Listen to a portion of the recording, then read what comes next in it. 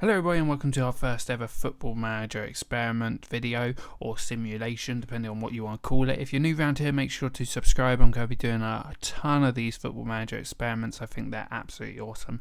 For those who don't know, Mikel Arteta is hotly tipped to become the next Arsenal manager, and I thought it'd be interesting to see what Football Manager thought of that. So I've added him in with the in-game editor as manager. Hopefully you can see that there. Senior squad manager, Mikel Arteta, full-time, full contract, 97,000 per week, and he's there till 2021. I'm only interested to see how he'll do this season. So if he began the 2019-2020 season, obviously I'm aware we're almost halfway through, but I'm interested to see where Arsenal end up and also where Man City end up, because for those who don't know, he is at the moment the assistant manager. So it'd be interesting to see those two and if it makes much of a difference. I'm hoping to see Arsenal hit the 4th spot. I do expect Man City to still be first or second, and obviously Liverpool to be first or second as well, but it'd be interesting to see. So let's have a look.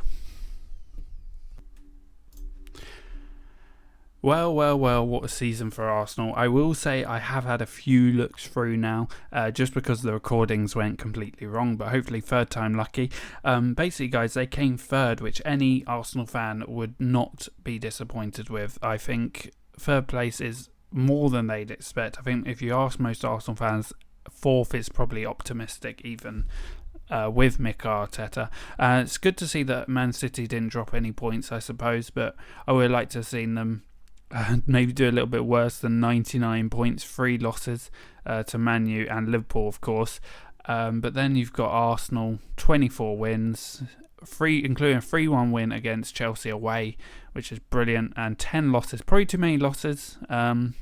Maybe see that more around the 6 or 5, as you can see Liverpool and Chelsea managed, and then may convert those into draws. They might have done a bit better. But overall, a very good Premier League performance from Arsenal. We're just going to have a look to see how their individual players did.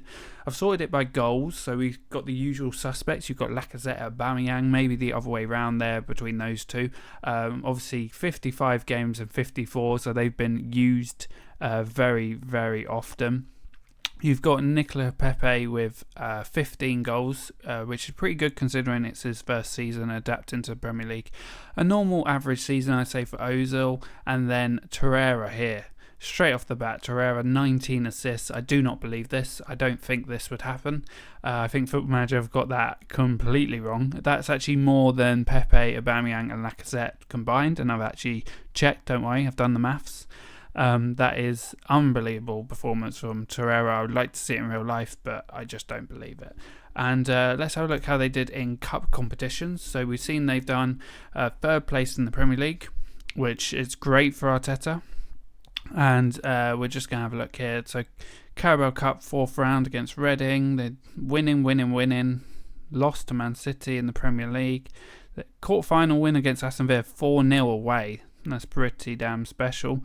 And then semi-final laid us 2-0 to Man City, and they also went out in the FA Cup at the same time to Man City. So Man City's proven to be a bit of a thorn in Arteta's side. Even a 2-1 win at home against Man City couldn't get them through to the final. So out in both cups, Europa League left, and I can see that they just went through against Atalanta.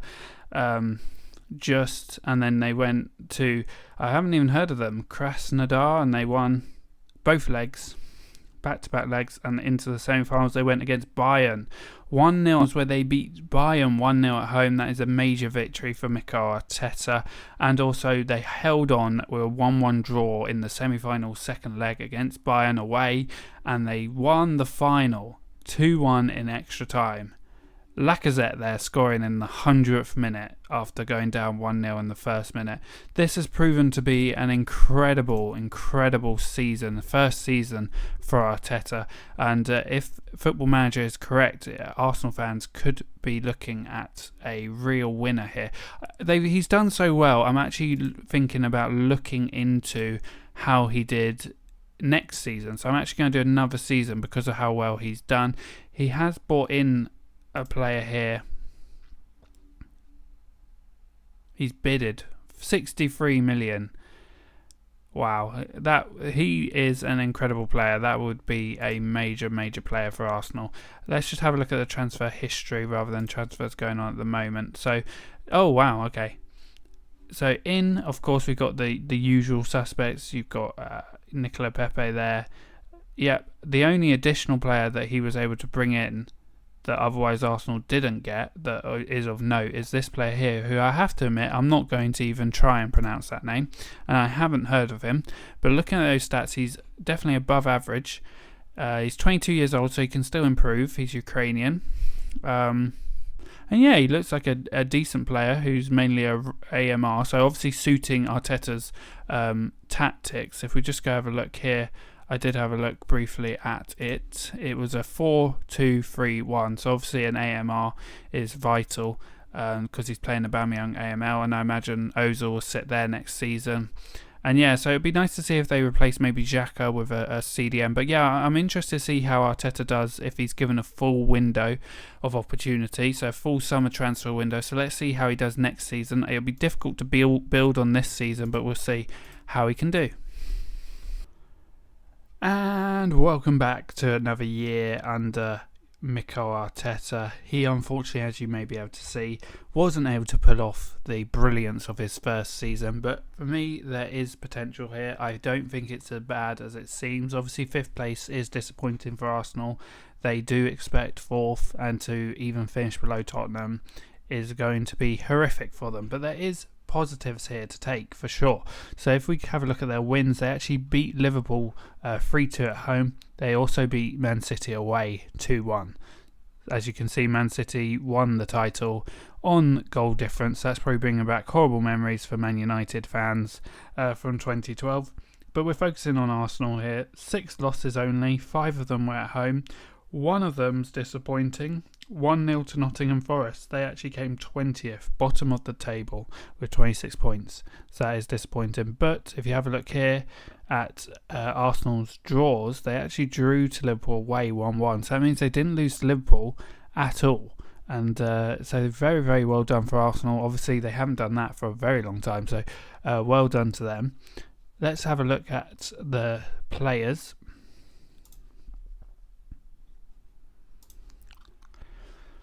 So again, I've sorted it by goals. As you can see, Lacazette seems to be doing the damage. 28 goals from 50 games. Not bad at all. Also, their new player, Dani Olmo, who's chipped in there with 20 goals, actually superseding Pierre-Emerick Aubameyang, which I suggest is probably because he's now 31, so he may be fading a little bit, especially having to play 57 games by the looks of it. Still a 7.22 rating from him, so a good season on all accounts. And another new player there, and Mikel Arteta on only 8 goals and 0 assists, so not brilliant from him. As you remember, last season Torreira got 19 assists, he only got 12 this season. And all the way down here with 3 goals, 3 assists is Mesut Ozil, the guy that is on £325 per week, got 3 goals and 3 assists. He was only played 12 times, maybe he got a bit of an injury, I'm not sure. So you can see he got a back strain for 3 weeks, but that was it, really. Yeah, otherwise slight or minor injuries of days. The only real one was the back strain there. So realistically, no excuse to be kept out of the squad for that long. He obviously wasn't playing very well or to Arteta's standards. Otherwise, a pretty solid performance from everyone. A very well-rounded team. Obviously, a huge reliance on Lacazette, who is also aging. I think he's probably 20, he's 30 now, so he's got maybe 2 or 3 years left. So let's have a look, see how they did in terms of other cup competitions. Obviously last year they won the Europa League, so they're in the Super Cup, so it'll be interesting to see how they did. In their Champions League group games, they won against Borussia Dortmund and Salzburg, Red Bull Salzburg, very convincingly actually as well. They also won in the 3rd round the Carabao Cup, 4th round of the Carabao Cup, and they keep winning. Look, they beat Borussia Dortmund 4-0 and 1-1 against Milan away, so very, very impressive. 3-2 against Salzburg. They're really doing the deed on these players here. And quarter-final they won on penalties against Bournemouth, so they're doing well in cup competitions. And even winning in the third round of the FA Cup there. They looks like they've gone out to... No, they went through against Burnley in the Carabao Cup of the semi-finals. So they're into the final of the Carabao Cup. Carabao final, they lost 2-1 to Liverpool in extra time. Let's have a quick look. So Harry Kane's now playing for Liverpool. That is a bit of a surprise. Unless Tottenham loaned him just for the game, but I doubt that.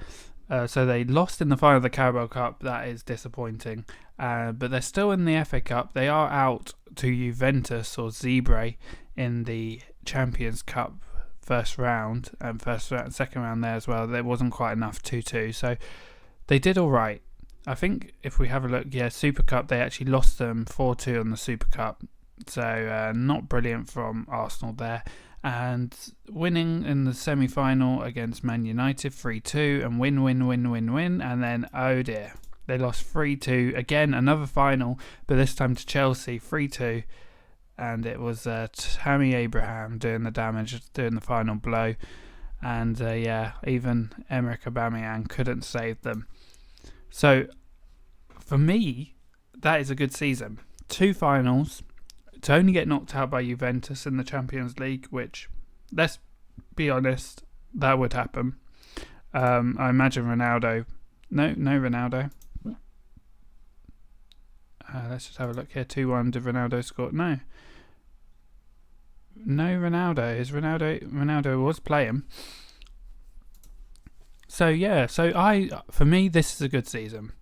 I think they've done really well. We're going to have a quick look at their transfer history just to see what they've signed. So they've signed a centre-back. And we saw Elmo there for 15.5 million for such a dynamic player who's actually chipping in with a lot of goals. That's a bargain. And they've actually brought Adelaide back. He was a previous Arsenal player for 37.5 million. They've overpaid there. And they've brought in some extra players as well. Diaz and Palacios as well. We saw him earlier. So players that are chipping in for sure. And then they've sold Callum Chambers for 18 million. That for me is a really good decision. They've loaned out an awful lot of players there. I thought they sold Martinelli to Millwall at first, but they've loaned him out, which to me makes complete sense. They sold David Luiz because he's probably 34 by now. So he's probably had it. And fair enough, he's gone for just under $1 million. And Martinez as well. And actually loaned out Xhaka to Wolves, of all places. So actually a very interesting season. A lot has happened. And for me, I would say that's a good season. Final of the FA Cup, final of the Carabao Cup. And just missing out by 4 points to Tottenham Hotspur. Ultimately, I think there's a lot of potential for this Arsenal team with Mikel Arteta. Let me know, guys, in the comment section below if you want to see a 3rd or even 4th or maybe 5th season. And also leave a like and subscribe to check out my other videos coming up. Otherwise, thank you guys for watching and I will see you hopefully on the next video.